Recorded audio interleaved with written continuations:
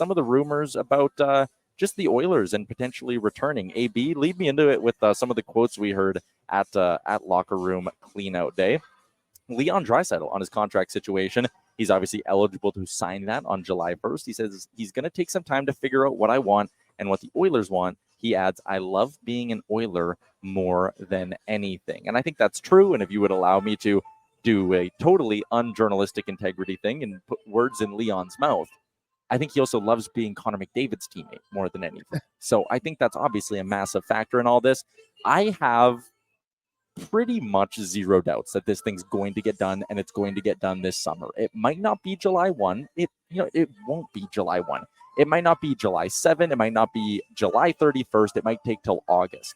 But Leon Draisaitl, I would be willing to put a considerable amount of my own money on him signing an 8-year extension this summer at some point with the Edmonton Oilers. I'm really not concerned about this at all. Again, the Oilers were so close to winning all this season.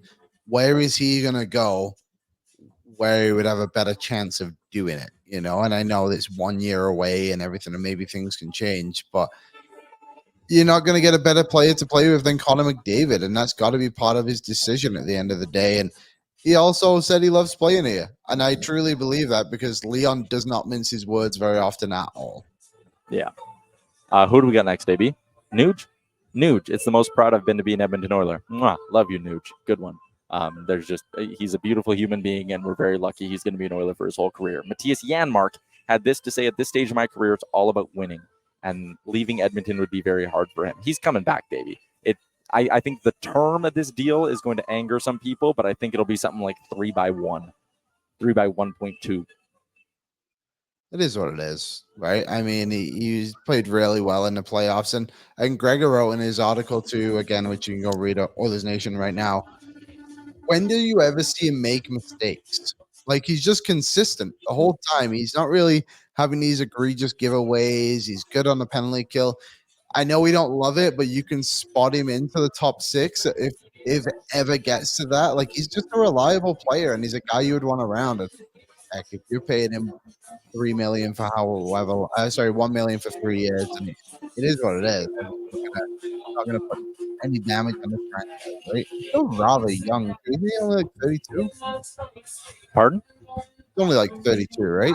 Yeah, something like that. So let's get to a couple of them from Connor Brown. He said, last summer I was rehabbing. This summer I'll be training. I love hearing that, because I really do think, and Liam, we spoke to him at the Stanley Cup Finals. He wasn't comfortable. He said nothing. He said everything wasn't working. Mind, hands, feet wasn't working together until the trade deadline. And that's when we saw him really take a step forward. He will be better next year, and I want him to be an Oiler so bad. One, the bonus stings way less if he is an Oiler, and if you still have the player, maybe he can get you 15 goals next year, and that would be absolutely massive. He said, my heart's here. It's a really special place to play.